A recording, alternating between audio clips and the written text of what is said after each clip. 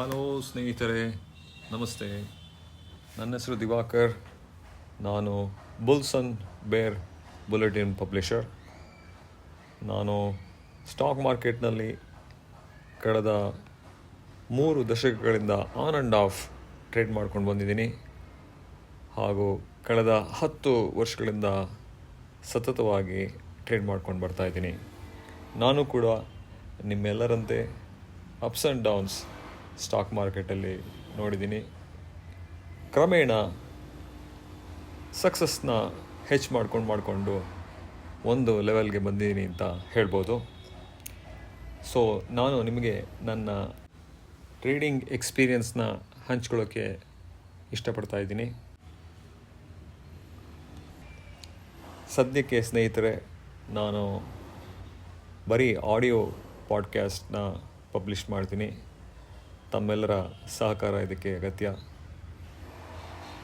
Coming back to the current scenario, ಸ್ನೇಹಿತರೆ, ನಿಮಗೆಲ್ಲ ಗೊತ್ತಿರೋ ಹಾಗೆ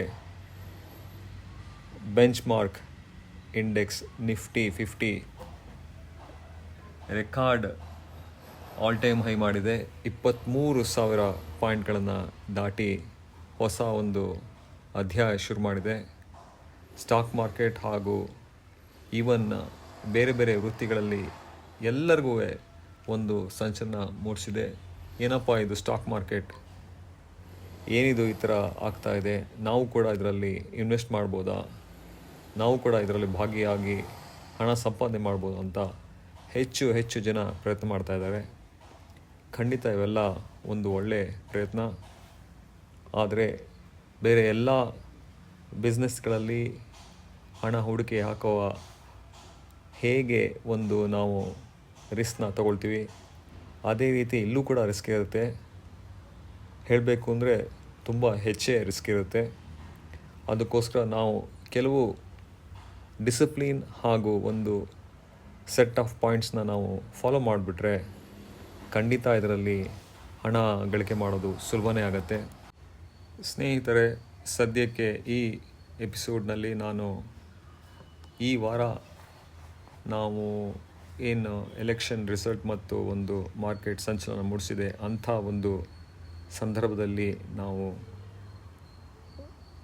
ಹಣ ಹೇಗೆ ಗಳಿಸ್ಬೋದು ಅನ್ನೋ ಒಂದು ಸ್ಟ್ರಾಟಜಿನ ನಾನು ನಿಮ್ಮ ಜೊತೆ ಹಂಚ್ಕೊಳ್ಳೋಕೆ ಇಷ್ಟಪಡ್ತೀನಿ. ಮಾರ್ಕೆಟ್ ಈಗ ಎಲೆಕ್ಷನ್ ರಿಸಲ್ಟ್ ಹತ್ತಿರ ಬರ್ತಿರೋದ್ರಿಂದ ರಿಸಲ್ಟ್ ಮೇಲೆ ತುಂಬ ಗೌರ್ಮೆಂಟ್ ಪಾಲಿಸೀಸ್ಗಳು ಚೇಂಜ್ ಆಗಿ ಅಥವಾ ಆಗದೆ ಕಂಪ್ನಿಗಳ ಮೇಲೆ ಪರಿಣಾಮ ಬೀಳೋದ್ರಿಂದ ಮಾರ್ಕೆಟ್ ತುಂಬ ವಾಲಟೈಲ್ ಆಗಿದೆ. ಈ ವಾಲಟಿಲಿಟಿನ ನಾವು ಒಂದು ಮೆಷರ್ ಮಾಡೋದಕ್ಕೆ ವಿಕ್ಸ್ ಅಂತ ಒಂದು ಇಂಡಿಕೇಟರ್ ಇದೆ. ಅದು ಸಾಧಾರಣವಾಗಿ 10ರಿಂದ 14 ಪಾಯಿಂಟ್ಸ್ನಲ್ಲಿ ಮೂವ್ ಆಗ್ತಾ ಇರುತ್ತೆ. ಈಗ ಅದು 24ಕ್ಕೆ ತಲುಪಿದೆ. ಹೆಚ್ಚಿನ ಅಂಕ ಅಂದರೆ ಹೆಚ್ಚು ವಾಲಟಿಲಿಟಿ.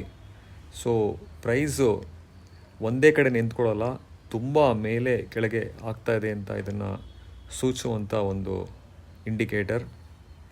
ಈ ಸಂದರ್ಭದಲ್ಲಿ ನಾವು ಒಂದು ಸ್ಟ್ರಾಟಜಿ ಮಾಡಿ ಹೆಚ್ಚಿನ ಲಾಭ ಮಾಡ್ಕೋಬೋದು.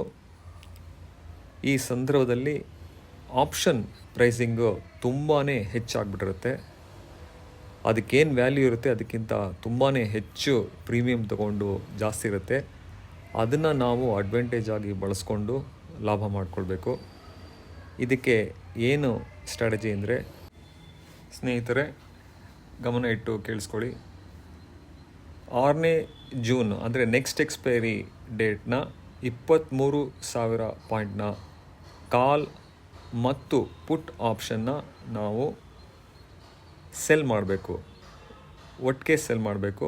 ಹಾಗೂ ನೆಕ್ಸ್ಟ್ ವೀಕ್ನ ಅಂದರೆ 13 ಜೂನ್ರ ಸೇಮ್ 23,000 ಅಂಕದ ಕಾಲ್ ಮತ್ತು ಪುಟ್ನ ಒಟ್ಟಿಗೆ ಬೈ ಮಾಡಬೇಕು.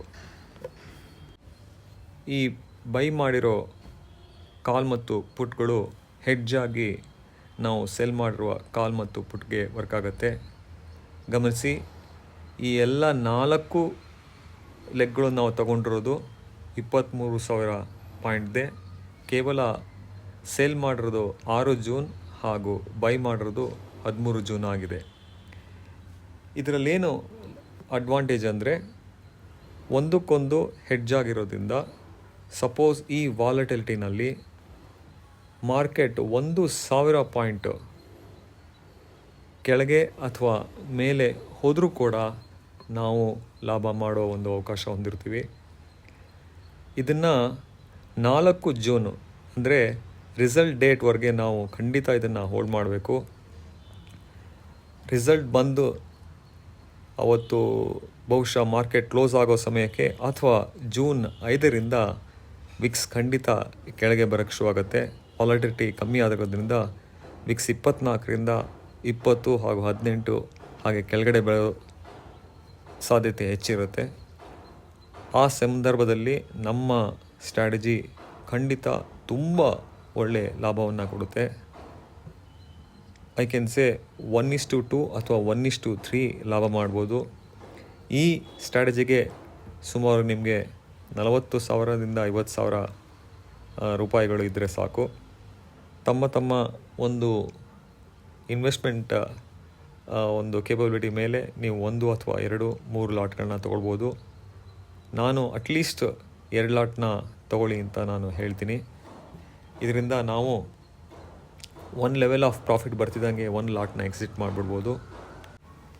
2 ಲಾಟ್ ಇದ್ದಾಗ ಮತ್ತೊಂದು ಲಾಟ್ನ ನಾವು ಎಂಡ್ನವ್ರಿಗೆ ವೆಯ್ಟ್ ಮಾಡ್ಬೋದು, ಅಥವಾ ಸಾಕಪ್ಪ ಇಷ್ಟು ಪ್ರಾಫಿಟ್ ಅಂತ ನಾವು ಯಾವಾಗ ಅನಿಸುತ್ತೆ ಆವಾಗ ನಾವು ಬುಕ್ ಮಾಡಿ ಅಲ್ಲಿಂದ ಎಕ್ಸಿಟ್ ಆಗ್ಬೋದು. ಸ್ನೇಹಿತರೆ, ಎಲೆಕ್ಷನ್ ಸಂದರ್ಭದ ವಾಲಟಿಲಿಟಿಗೆ ಹೇಳಿ ಮಾಡಿಸೋಂಥ ಸ್ಟ್ರಾಟಜಿ ಅಂತ ನಾನು ಹೇಳ್ತೀನಿ. ಸ್ನೇಹಿತರೆ, ಈ ನನ್ನ ಪಾಡ್ಕ್ಯಾಸ್ಟ್ ಕೇವಲ ಒಂದು ಟ್ರೇಡಿಂಗ್ ಪರ್ಪಸ್ ಮತ್ತು ನನ್ನ ಒಂದು ಎಕ್ಸ್ಪೀರಿಯನ್ಸ್ನ ಶೇರ್ ಮಾಡ್ಕೊಳ್ಳೋಸ್ಕೋಸ್ಕರ ಮಾಡ್ತಾ ಇರೋವಂಥದ್ದು.